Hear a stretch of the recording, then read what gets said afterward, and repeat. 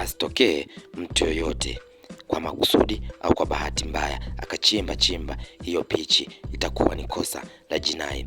Ni maneno ya mdau mmoja wa soka kutoka hapa Tanzania ambaye ameweza kutoa maoni yake juu ya matumizi ya uwanja wa Meja General Michael Isamuhyo, ambao uwanja huu utatumika kwa ajili ya mchezo wa dabi ya Kariakoo kwa mara ya kwanza kati ya Simba pamoja na Yanga. Kwa mjibu wa mdau, anadai kwamba hili ni dimba la Meja General Michael Isamuhyo, ni mali ya jeshi la JKT Tanzania kwa maana ya JKT chini ya kikosi cha jeshi 836 Mbweni, Dar es Salaam.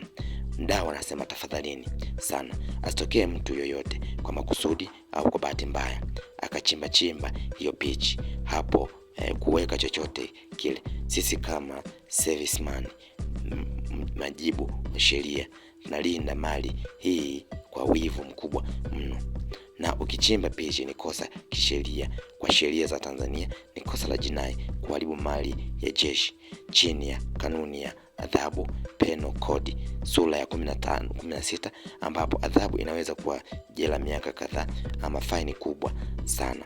Tuelewane hapo kwenye kosa la jinai kidogo. Kosa la jinai kwa mjibu wa kifungu cha 89 sehemu ya pili kwa kanuni ya adhabu, uharibifu wa mali unaweza kushtakiwa kama kosa la kuvunja amani na kuhatarisha usalama, likiwa na adhabu ya kifungo cha mwaka 1 hadi 2.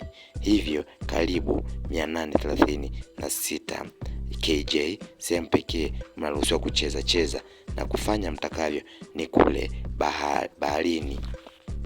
baharini, ndege beach JKT Club ama zoo kule kwa wanyama kule ruksa, ila kwenye hii mali ya jeshi tafadhali sana na rai sana, anasema.